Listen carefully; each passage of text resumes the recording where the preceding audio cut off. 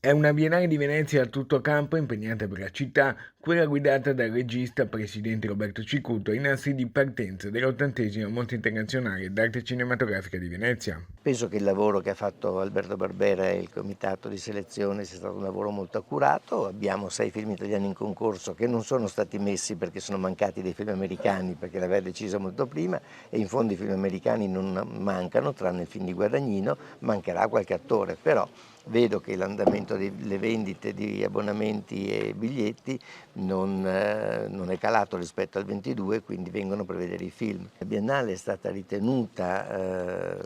come dire, un contenitore che produce cultura, che serve alla città, che serve ai rapporti internazionali di questa città,